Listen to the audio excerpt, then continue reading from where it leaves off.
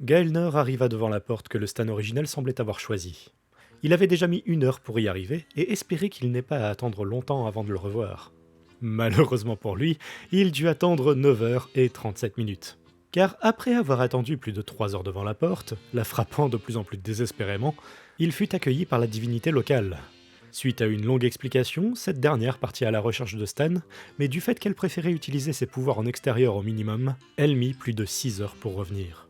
En attendant le retour de son hôte et sur ses conseils, Gaelnor décida de feuilleter les livres de la bibliothèque et fut fasciné par ce qu'il y trouva. La vie des habitants de ce monde était tellement différente et familière à la fois qu'il ne put s'empêcher d'enchaîner les livres, au point qu'il fut quelque peu déçu de voir Stan arriver aussitôt. Ah, alors, que s'est-il passé exactement ? Eh bien en fait, je ne saurais totalement te dire ce qu'il s'est passé, mais Léo a utilisé ses pouvoirs pour influencer sa vie de façon assez intéressante. Ah, assez de mise en bouche, crache le morceau. J'étais en train d'assister à un match de qualification d'Aquacorda et c'était assez prenant, alors ça a intérêt à être intéressant.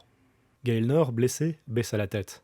Oh, eh bien Léo a décidé de remonter le temps pour gagner à la loterie et... Ok, c'est suffisant. Edgar, je vous suis reconnaissant pour cet accueil, mais j'ai une petite affaire à régler et un arrière-train à botter. On se verra plus tard. La divinité au nom d'Edgar lui fit un signe amical. Je comprends, à plus tard. Stan salua son hôte, puis fit signer Gaelnor de le suivre. Il sortit dans le couloir, puis regarda à gauche et à droite, demandant sans se retourner vers son interlocuteur. Bon, détail, maintenant. Où est-on logé et pourquoi a-t-il fait ça ? Gaelnor pointa vers une direction et Stan se mit à marcher d'un pas rapide. C'est un peu loin quand même. Bon, eh bien on va faire en sorte d'y aller plus vite. Stan claqua des doigts et fit apparaître un vélo tandem. Il fit signe à Gaelnor de monter, qui protesta du fait de faire du vélo dans un couloir. Bah, et si on croise des gens, ils se pousseront. Bon, sinon, c'est détail. Le double tenta de former des phrases cohérentes, mais eut du mal, notamment à cause du fait qu'il pédalait à grande vitesse dans un couloir relativement étroit. Personnellement, je n'en ai pas... pardon, Nick. Mon livre a disparu avant même que je n'arrive à la fin. Puis, sentant la colère monter chez son partenaire, il ajouta en bafouillant... mais Johnson a probablement eu le temps de lire le livre dans la nouvelle dimension et il doit avoir toutes les clés en main. Qui est Johnson ? Eh bien en fait, vu que l'on était 2 à vivre dans la même dimension, on a demandé à ce dieu de nous choisir des noms pour éviter au lecteur de se perdre, et mon double s'appelle Johnson, et moi je suis... Gaelnor. Stan s'arrêta et sourit. Gaelnor. Ah, elle est bien bonne. Attends. Pourquoi est-ce que vous étiez 2 ? Léo a déjà remonté le temps ? Gaelnor fut embarrassé à l'idée d'avoir omis ce petit détail. Ah oui, à vrai dire, Léo a accidentellement remonté le temps pendant qu'il passait le baccalauréat et a recommencé son épreuve de philosophie sur des bases saines. Et est-ce qu'il a... triché Oui, même si techniquement tricher n'est peut-être pas le bon terme, vu qu'il a juste pris le temps de revoir les bases liées au sujet, et Stan s'éclaircit la gorge. Bon, ok, il a triché. La colère de Stan fut tellement palpable que Gaelnor se sentit comme soudainement étouffé. Un long silence se fit, puis au bout de 34 secondes, Stan demanda « Et y a-t-il quelque chose d'autre que je suis censé savoir ?» Gaelnor prit le temps de réfléchir et de se remémorer les 2 derniers mois. Non, pas que je ça... Si, c'est vrai, l'homme en blanc. Quoi, l'hurluberlu condescendant ? Oui. Eh bien quoi ? Parle donc !» Eh bien, il y a eu ce petit accident suite au saut dans le temps de Léo, et l'homme en blanc est devenu... il est devenu un gros lapin blanc. Stan se retourna pour voir le regard de son partenaire, incrédule. Il constata que ce dernier disait bel et bien la vérité, et eut bien du mal à savoir comment réagir. Il était à la fois content de voir que ce dieu avait été puni pour être aussi vicieux, mais ce n'était clairement pas le meilleur sort qu'il aurait pu lui souhaiter. La culpabilité le rongeait. Bien, ok, c'est bon, ça suffit. Il se retourna et reprit la course de plus belle pendant 2 minutes, puis s'arrêta brusquement devant la porte blanche. Gaelnor, surpris, bascula vers l'avant et manqua de heurter son partenaire. Stan descendit du vélo et regarda son double avec sévérité. « Toi, tu attends là et tu ne dis rien. » Gaelnor acquiesça en silence. Stan se tint droit, puis frappa à la porte. Qui est-ce » demanda Lucien Ferdinand. « C'est Stan. Ouvrez-moi s'il vous plaît, c'est très important. » La porte s'ouvrit 10 secondes plus tard sur un lapin blanc d'1,80 m, oreilles non comprises, en costume blanc d'un chic inégalable. « Oh, c'est toi ? Que t'est-il arrivé ?» Stan lui répondit calmement. Il ne fut pas choqué par l'apparence surprenante de son interlocuteur. Oh, 3 fois rien. J'ai décidé d'assumer mes erreurs jusqu'au bout, et quitte à vivre coupable de quelque chose, autant assumer mes crimes. Il vit le regard gêné de Lucien Ferdinand. Il hésita. Je... Je suis venu pour m'excuser personnellement de tout ce qui vous est arrivé, et aussi pour vous avoir volé quelque chose que vous convoitiez plus que tout au monde. Non, non, c'est à moi de m'excuser. J'ai agi de manière irréfléchie et j'ai mérité ce qu'il m'est arrivé. De plus, cela m'a appris une leçon que je n'aurais pu avoir autrement, donc je peux même te remercier d'avoir fait ça. Oh, eh bien, si jamais vous voulez, vous pouvez venir me visiter quand j'en aurai fini avec un certain gros ennui. Il pointa son double par-dessus son épaule qui s'indigna. Lucien Ferdinand se mit à rire. Oh, vous êtes plusieurs maintenant? Hélas. Lucien Ferdinand le regarda d'un air gêné et compatissant. J'accepte volontiers l'invitation. Oh, et je trouve que cette nouvelle apparence te va à ravir. Oh, merci. Ne le prenez pas mal, mais je trouve qu'avec un costume pareil, vous n'avez pas trop l'air mal non plus, monsieur... Oh, c'est vrai, j'avais oublié de te dire mon nom. Lucien Ferdinand, ou Lucie pour les intimes. C'est noté. Bon, eh bien j'ai du pain sur la planche. On se reverra plus tard, d'accord? Ça roule, allez, à plus tard. Lucien Ferdinand referma la porte de ses quartiers. Stan remonta sur le vélo, apaisé. Bon, allons-y. C'est encore loin?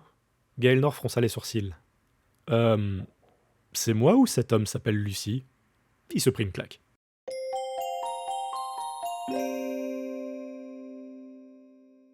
La nuit fut assez courte pour Léo car ses parents en passèrent une bonne partie à appeler les membres de la famille encore debout pour leur annoncer la nouvelle. Des plans furent établis pour savoir qui toucherait quelle part, et il fut décidé que si jamais ils étaient les seuls en Europe à gagner les 130 millions d'euros, ils en reverseraient tout d'abord 10 millions à des associations pour aider les sans-abri, puis répartiraient le reste de manière équitable entre les différents membres de la famille, proches à hauteur de 5 millions par personne. Bien entendu, Hugh et Elsa décidèrent qu'ils garderaient 10 millions chacun. Léo était l'acquéreur du ticket et se verrait attribuer 20 millions d'euros.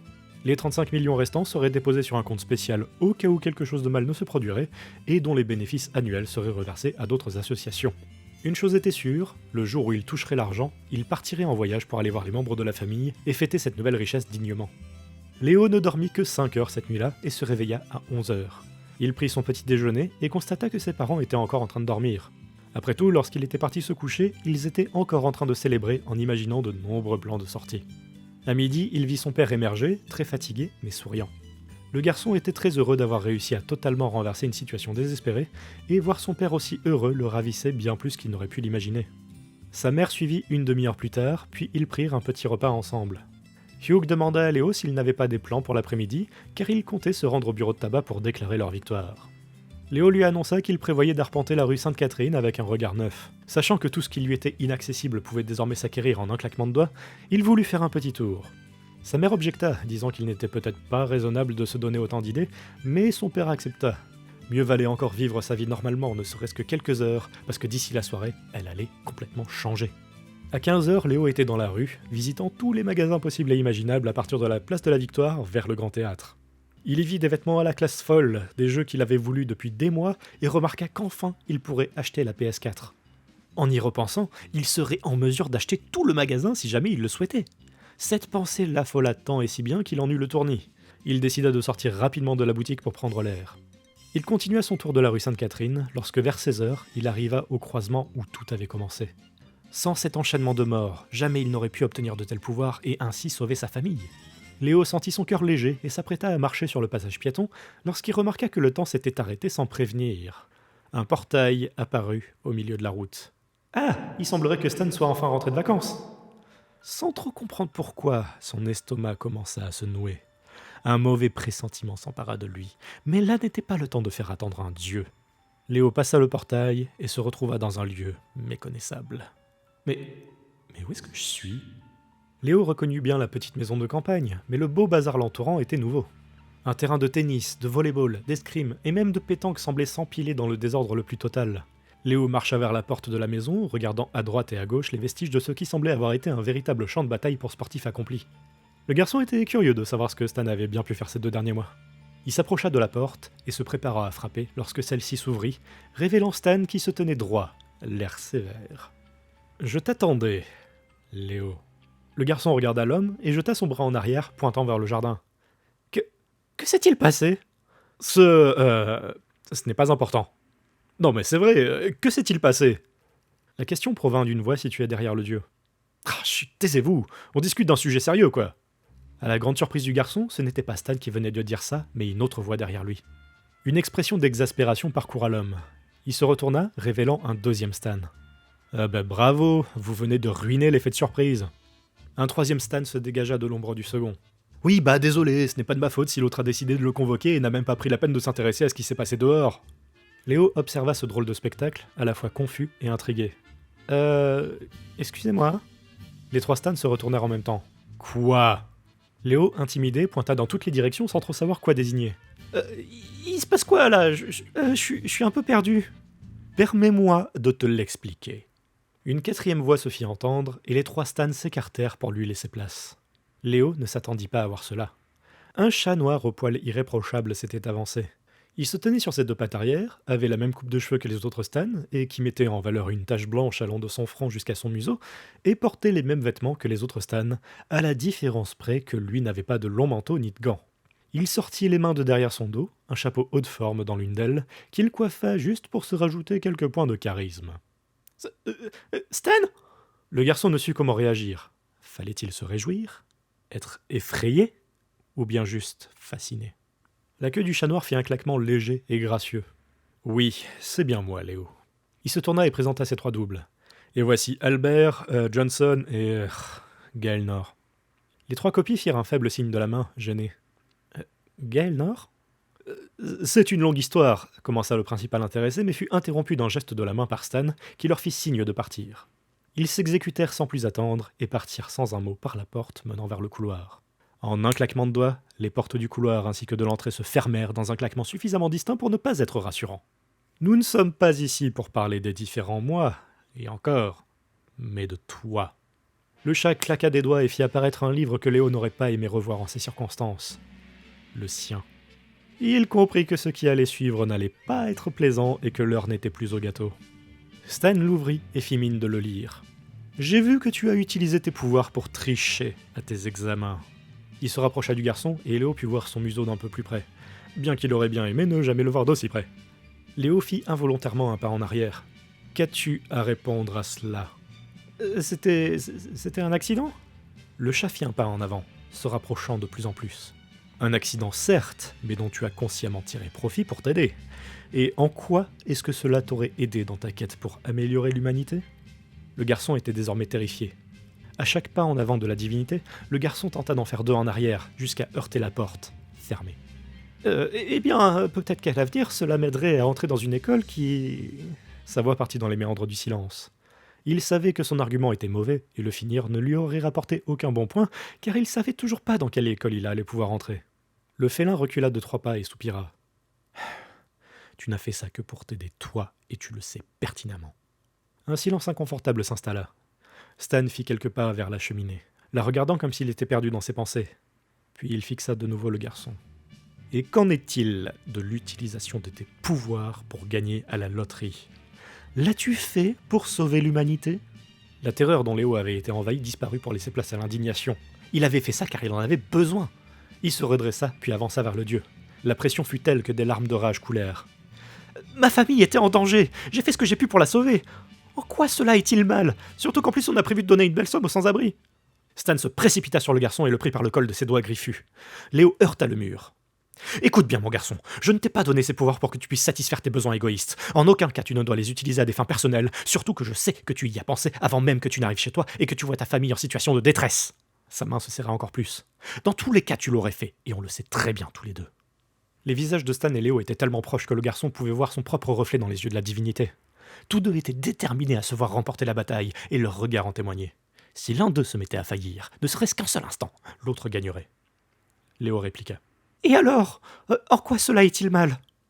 Une lueur de doute traversa le regard de Stan l'espace d'une seconde, suffisamment longtemps pour que le garçon le remarque.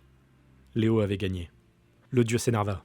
« Cela est mal pour la simple et bonne raison que tu es encore impur. » Il voulait lui raconter autre chose que la vérité, mais n'importe quel mensonge aurait bien eu du mal à passer maintenant. Si jamais tu veux pouvoir débloquer ton véritable potentiel et utiliser tes pouvoirs sans contrainte, il faut que tu aides les autres de manière significative et désintéressée. Voilà pourquoi. La hargne dans le regard du garçon commença à disparaître pour laisser place à la stupeur. Stan le remarqua et décida de le lâcher. Il recula, puis dit « Je suis désolé, mais il m'est impossible de laisser cet incident impuni. Voilà pourquoi je vais te proposer un choix. Léo se frotta le cou pour évacuer la douleur.